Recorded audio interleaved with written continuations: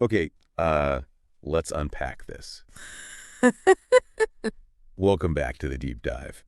We sift through the noise, try to bring you the clearest, most impactful insights. Today we're diving into something that truly fascinates me, actually. The incredible power of reading. And we're not just talking about it as like a basic skill. No, we mean like an absolute superpower, something that can really transform your life. Yeah. So our mission today is to explore how simply engaging with written words can, well, open doors to new worlds, spark fresh ideas, and really unlock new opportunities for you. We've been looking at this fantastic article that lays out the core reasons why reading is just so important, especially if you're on that journey to master English. Yeah, and what's truly fascinating here is how something that seems so simple, right? Just picking up a book or an article, how that can ripple outwards and create such profound, multifaceted impacts. It's way more than just learning words. It genuinely reshapes your personal growth and dramatically enhances how you communicate. You're going to discover some, well, probably unexpected ways reading can really benefit you. Absolutely. And the first one, maybe the most foundational benefit, is how reading helps you build your vocabulary almost effortlessly. Now, vocabulary, for anyone listening, it's simply that collection of words you know and, crucially, that you actually use when you speak or write.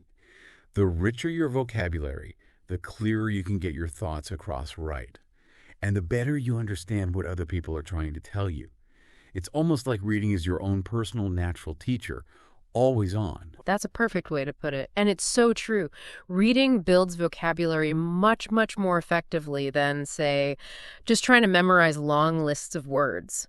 It's like your brain isn't just a storage box for words. It's more like a super efficient context processor. When you read, you're constantly bumping into new words right there in sentences. That gives them instant, vivid context. For instance, the source mentioned words like curious, meaning eager to learn, or adventure, an exciting experience. You don't just see the word definition, you see it in action, how it behaves in a sentence. Think about, like, the curious child asks many questions about the stars. Your brain instantly builds this little network around curious, the feeling, how it's typically used. It's not just memorizing, it's deep contextual learning. It makes that word truly yours in a way rote learning just can't. So it's not just the definition, it's the whole experience of the word. That makes sense. But what about someone who feels like, okay, I know a lot of words already.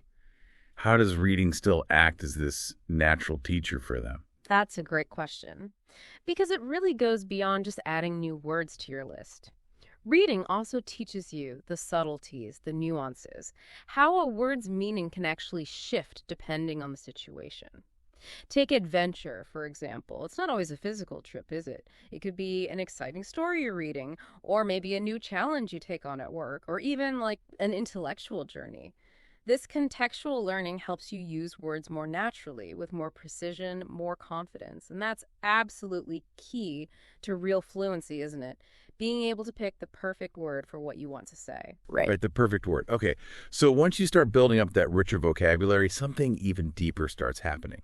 It's like you've got the bricks, and now reading helps you build the whole house by supercharging your understanding, what we call comprehension. This is basically how well you truly get what you read or hear. And comprehension is so crucial. It lets you make sense of information, follow complex conversations, enjoy all kinds of content, a dense article, or even a fast movie. But how exactly does reading act as this amazing brain challenge? How does it push us to connect those dots? Oh, it absolutely is a brain challenge, and a really effective one. Reading constantly pushes your brain to think clearly and make those vital connections between different ideas, often without you even noticing it's happening. Our source points out several specific comprehension skills you pick up, like when you read a story, you're not just scanning words, you're actively following the plot. That sequence of events, beginning, middle, end, understanding the plot helps you grasp what's going on and why. You're basically building a mental map of the whole narrative. A mental map. I like that. But, sometimes texts can feel really dense, overwhelming even. How does this brain mapping start off? Does it happen subtly, maybe without you even realizing it at first? It often starts almost subconsciously, yes, and it goes beyond just plot. You also learn to understand characters' feelings, their motivations. So if a character is sad because they lost their pet, you start connecting that emotion with how it's expressed in English. And that directly helps you relate better in real-life conversations, understand empathy. Reading also gets your brain practicing critical thinking, which just means analyzing information, making decisions about what you're reading. Is this credible? What's the main point?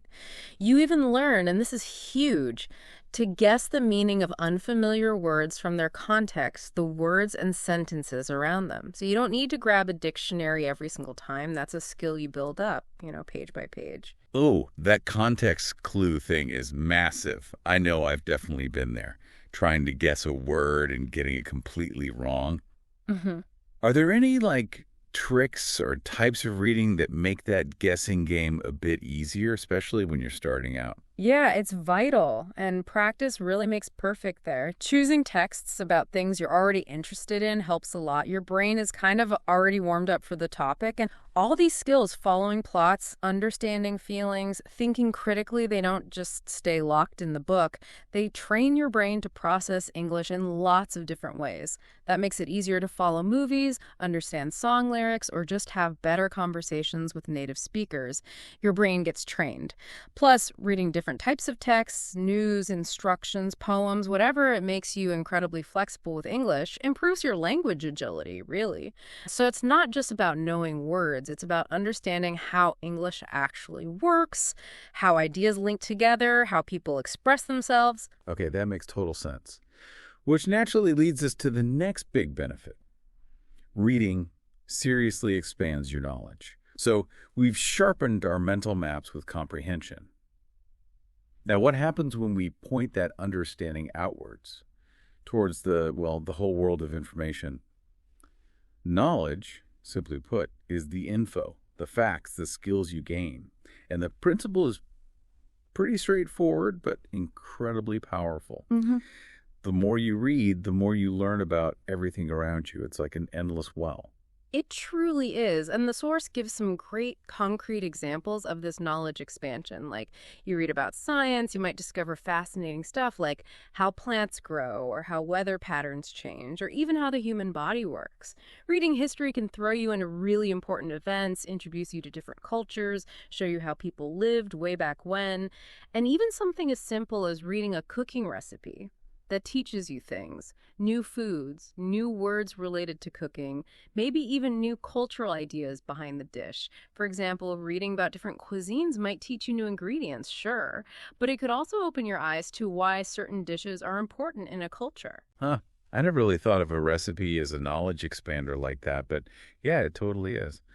So, how does soaking up all this knowledge, even from simple stuff, translate into maybe more confidence or better communication for someone learning English? Exactly. It all adds up. And this accumulated knowledge is incredibly useful, practically speaking. It empowers you to understand the world better, obviously.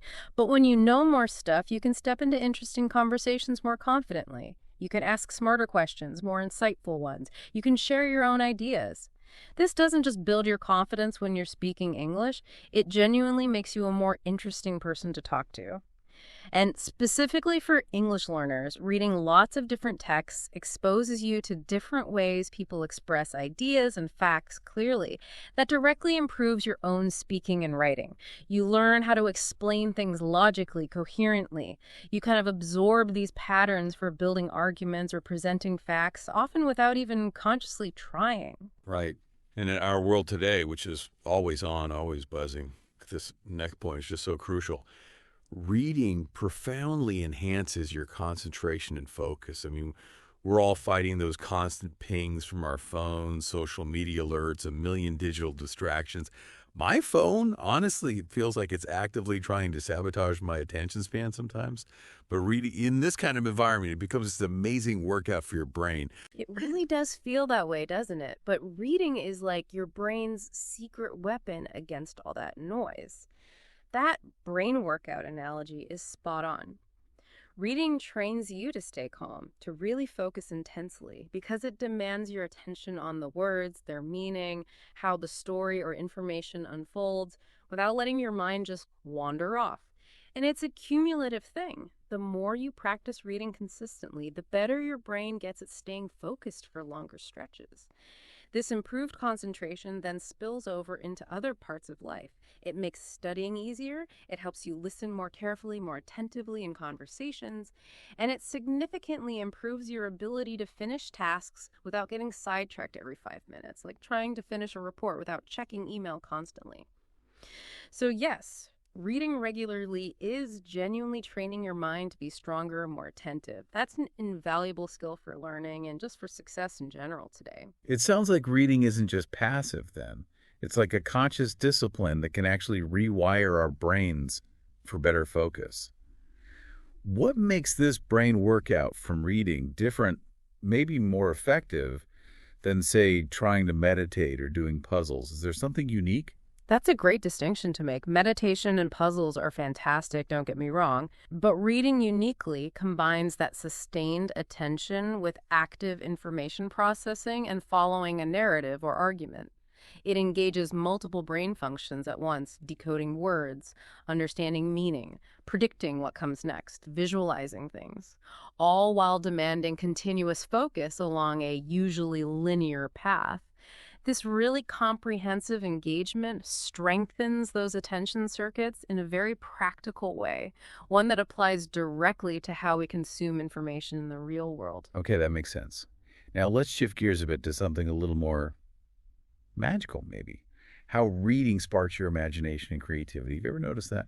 When you're deep in a story, your mind just starts painting pictures. That's your imagination kicking in, creating these vivid images and ideas right inside your head. Absolutely. And this is where the active part of reading really shines. Reading definitely activates your imagination. It lets you picture faraway kingdoms or mysterious forests or maybe brave heroes, almost like you're watching a movie play out in your mind. And this amazing ability to imagine and then create, that's what we call creativity. And creativity is so vital, not just for learning English, but for solving problems, for thinking in new, innovative ways in just everyday life. When you read, you're not just passively downloading information. You're actively building your own ideas, your own version of the story in your head. You're kind of like a co-creator with the author. A co-creator, I like that. It's like the author gives you the blueprint and you're building the house in your mind. Does this co-creation idea only apply to fiction, like stories? Or can reading nonfiction also spark creativity in maybe unexpected ways? Oh, that's a fantastic point. It absolutely applies to nonfiction, too. Think about it. When you read about a scientific theory, you might creatively visualize the processes involved. Or when you read about a historical event, you might imagine the social dynamics, what the place actually looked like, smelled like even. It's about seeing new possibilities, making connections that aren't immediately obvious. So yeah, when you're reading a story, you might imagine exactly how a character looks or what the weather feels like in that scene, or try to guess what happens next. This mental exercise really strengthens your brain and encourages you to think outside the box, like the source puts it so well. Reading lets your mind travel to different worlds without leaving your chair. It's fun, it's powerful, and it improves your English and your creativity all at once. Okay, and finally, let's pull all these amazing threads together. We arrive at the big one, the benefit that really ties everything else together. Reading makes you a better communicator.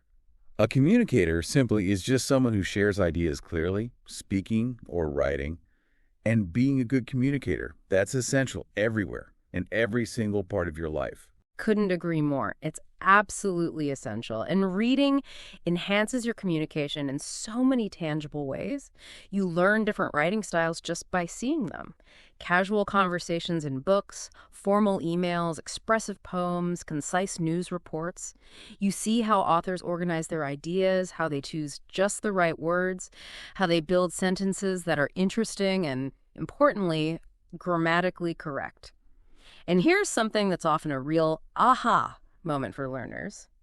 When you read regularly, you also subtly absorb important grammar rules and sentence structures, often without even consciously trying. Like you naturally start to notice how questions are formed in English, or how verb tenses change depending on the time, or how people use linking words like because or although or therefore to connect ideas smoothly. So it's almost like passive grammar learning. You're just absorbing the rules by seeing them used correctly over and over instead of memorizing them from a textbook. How does that subtle learning actually show up? Like, does it make you feel more confident in a job interview or giving a presentation, maybe? Precisely. It's learning by immersion, by observation. It makes the rules feel intuitive, not abstract. And all these examples you soak up through reading, they directly help you speak and write better yourself. You learn how to explain your ideas more clearly. You get better at telling stories that actually engage people. You learn how to write emails or messages that people understand without confusion. So imagine being in that job interview. You can articulate your experiences not just correctly, but compellingly, using richer words, more varied sentences you subconsciously picked up, or confidently delivering that presentation, knowing how to structure your points logically, choose words that really land. In short, reading equips you with the essential tools to be confident and effective when you communicate in English. It helps you connect with people globally and really stand out. Wow. Okay. So why is reading truly your superpower? Let's recap quickly. We've unpacked 6 incredible reasons. It builds your vocabulary, sharpens your comprehension, vastly expands your knowledge. It boosts your concentration and focus, ignites your imagination and creativity, and ultimately, makes you a far better communicator. The core message seems really clear, really powerful. The more you read, the stronger your English is going to become. There's just no doubt about it. So our practical advice for your listening is simple. Try to start reading daily. Even just a little bit helps. And choose topics that you actually enjoy. That makes it fun, sustainable. Remember, every single page you read is a step, a crucial step closer to fluency.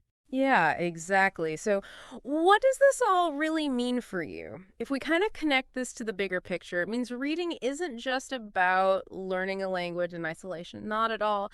It's really about unlocking this lifelong capacity for learning, for empathy, for creative problem solving. It just makes you a more engaged, more insightful, and frankly, a more interesting person in any context, whatever you're doing, whoever you're talking to. So perhaps the question to leave you with, to mull over, is this: in what specific area of your life could starting or restarting a consistent reading habit make the most profound impact for you starting today?